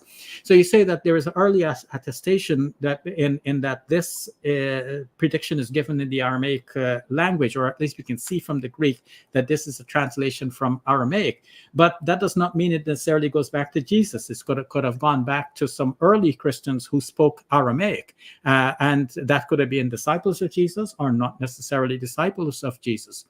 You say that it uses the term Son of Man. Maybe whoever put this together wanted to look ancient, and so they inserted the term Son of Man, what that people knew at the time was Jesus's favorite self-designation. So by doing this, they granted an air of authenticity. I'm not saying that all of this happened this way, but I'm saying that you have to account for all of this, so your arguments do not hold as much weight as you thought that they did. So altogether, I go back to John's gospel giving us the contrary narrative, and the rest of the gospels, all of them show that everybody was taken by surprise. Nobody expected Jesus to rise from the dead, except the Jews in Matthew's gospel, because they seem to know that Jesus predicted this. That's why they wanted the tomb to be sealed up and a guard be put over it. But by the time they were calling for this, it was already Saturday. And Matthew's gospel doesn't say that they checked to see that the body was still there in the tomb. Okay. Okay. I'll give one last response to that. Sure. And then you can have, then I'll give it you the reins, and for the last bit, you can kind of challenge me and stuff, because I've been asking you everything. But so here's my response to that. So in terms of John, I listened carefully. I see that totally as confirming the fact that, that's exactly what Mark 8 is telling us. The disciples didn't get it, and us as moderns looking back, I get it. We're reading it in kind of black and white in the Gospels, and the question comes up: how dumb were they, right? But I don't think that is being fair or charitable to what was going on in reality. They had these entrenched cultural beliefs. They couldn't understand that the Messiah would be killed or arrested or whatever you want to argue. So this is why it wouldn't register if Jesus is saying the Messiah is going to suffer and die, as this prediction says, then they're going to reject that immediately, and it's not going to register. They're going to explain it away or something like that. And I think that's what John is trying to say. Look, I can't think of any scripture that the Messiah is not going to die. What are you talking about? So yeah, and the 3 points you give. So, shoot, I can't read it. Yeah, so you said that the Peter it's a prediction of his arrest, not his death. Well, I just think that's very ad hoc on your part, and it is attached to the prediction of the death, not an arrest, not always going to be slapped silly or something like that. This is what we have in the text, and it's on that kind of a minutia level. It seems very, yeah. That's my main objection. Is it seems very ad hoc to say, oh no, there was this prediction. He's remembering that there was this prediction and a specific rebuke, but he just gets what the prediction was wrong. It seems like those would be attached and what was preserved. The content of the prediction would be attached with the narrative. I don't see how a legend could get inserted in something like that. What are your other? My eyes see, this is why I need the sunglasses, but I can't read what was the Son of Man? Oh, yeah. So you said that the Son of Man title, they purposefully conspired to kind of put that in purposefully to give it an air of legitimacy. I can't buy that at all, because first of all, the criterion of dissimilarity didn't exist, and the criteria of authenticity are a modern phenomena. There's no one in the ancient world that would be thinking, oh, let me try to trick people in the 21st century by putting in a dissimilar title. Like no one in the ancient world would think that way. That's these criteria of authenticity didn't exist for them. Really, the histories in the Roman Empire, and especially later on in the Dark Ages of medieval, they just take it kind of thing, what the histories are, or at most they report. If there's contradictions, they'll just report the different stories and leave it at that. They never engage in trying to figure out, okay, well, this one's true and we can prove it because look, he's using a title that's dissimilar, and here's that's strictly a modern thing. So I don't think that's plausible. And as for your third point, I can't read what I have, so I'll leave it at that.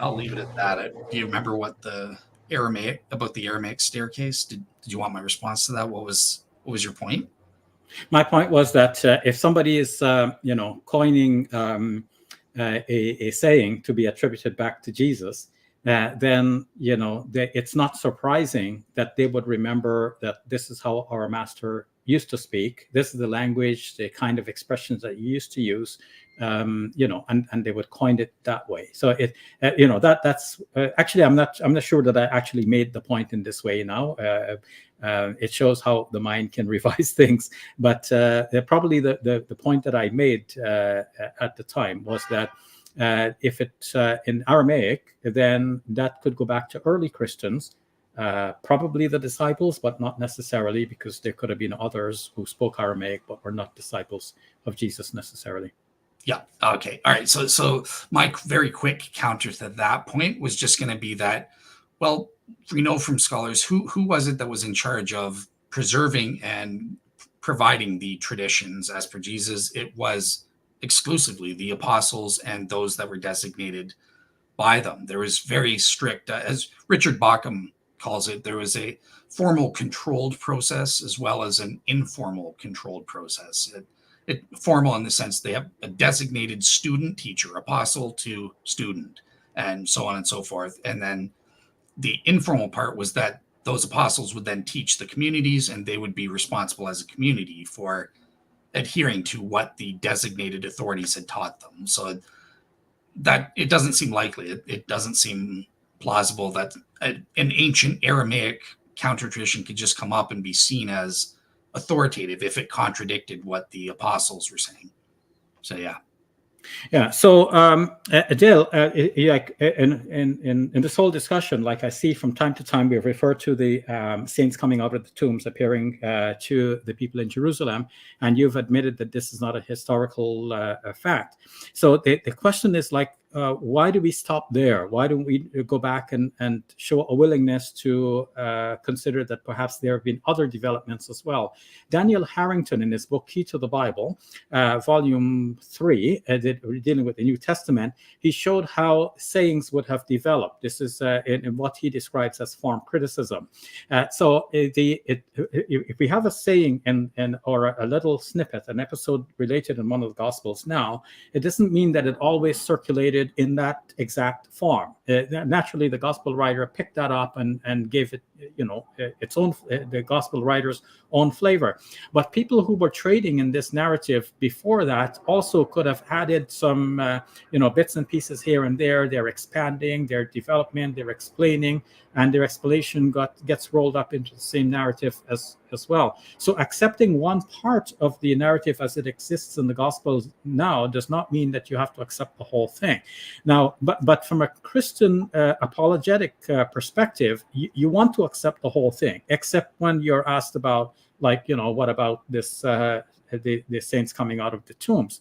Now, going back to these narratives in Mark chapter 8, chapter 9, chapter 10, at the end of each one of these chapters, Jesus announces not only that he's going to be crucified and killed, but he's also going to resurrect it from the dead after 3 days.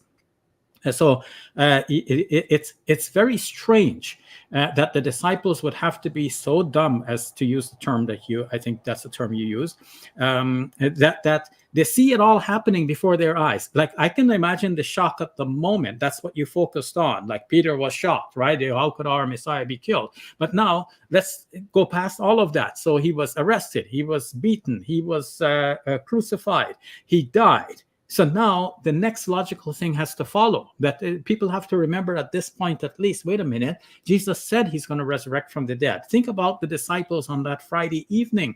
They're gathering in the upper room and they're wondering, like, what happened? How did the good man go down like this? And one of them has to get up and say, wait a minute, but it's not the end. Hold on. Jesus said that he's going to resurrect from the dead. We just have to wait it out for 3 days. So they should expect that Jesus is going to resurrect from the dead if those narratives are true. So if we shave off that last part, maybe he didn't speak about the last part, that he's going to resurrect from the dead. Maybe he only ended with he's going to die on the cross, and it might look like that's the end of the matter. And now they're still in shock on the Friday, because to them, all is lost. Jesus died. We don't know what's going to happen now. What's our future? What's the future of our Christian mission, if we use the term Christian here in retrospect? So if we accept then that maybe Jesus didn't mention the resurrection part, then the Christian apologetic enterprise fails, because the Christian wants to keep all of these gospels intact with all of the sayings as they appear to be the true sayings of Jesus. And if we accept that this is the true saying of Jesus all the way to the end, that he predicted the resurrection from the dead, then the disciples would certainly have known it and expected it. But then the Christian wants to say, no, they didn't expect this. So when Jesus appeared to them, he took them by surprise. So they wouldn't have invented this. Now, looking at it from the other way, if you take it that Jesus predicted his death and resurrection, then, somebody would think, if we have to say that Jesus resurrected from the dead, because otherwise everybody will think he's the false Messiah. But we know he's the true Messiah. So let's at least, say that we saw Jesus. I mean, that's what the Christian apologist needs to be prepared to counter. And to be prepared to counter that, somebody like William Lane Craig will argue, well, they had no expectation that there's going to be a dying and rising Messiah. So the rising is the important thing, because if they expected there's going to be a rising Messiah rising from the dead, then somebody might invent it even if it didn't happen. So they have to say that, nobody expected this. So you can't have it both ways. Like, you have the saying, like imagine in Mark chapter 8, Jesus says this at the end of the chapter. Then he goes about preaching and teaching. Then he says it at the end of chapter 9. Then he goes about preaching and teaching. Then he says it again at the end of chapter 10. By this time, everybody would get it, but nobody got it, and that means that he didn't say it. So Lacona's catch-22 fails, I believe. Gotcha. All right, cool. Well, so I'm not sure how much time we are approaching the 2 hour mark. I don't know your timing, what you're good with, but let me just ask you, is there anything that you wanted to initiate to talk about that that we haven't talked about yet, or that I just missed going over with you? Is there something really important that you wanted to challenge me on at all, or? No, I think we covered a lot of good ground. I wish we had more time for Q&A with our listeners, but my constraints. It's my prayer time, and I would like to go. So, yeah, we end on a happy note. I'm so glad that you invited me to this, and I thank for you for that. And I find you to be a good listener, and very cordial, courteous, and you try to maintain a neutral stance, and I appreciate that. And I hope that I also have been a good partner in dialogue. And I apologize if I've been overbearing in any way. I know the age thing, and you have a lot of respect for me. And if I misuse that in any way, please forgive me for that.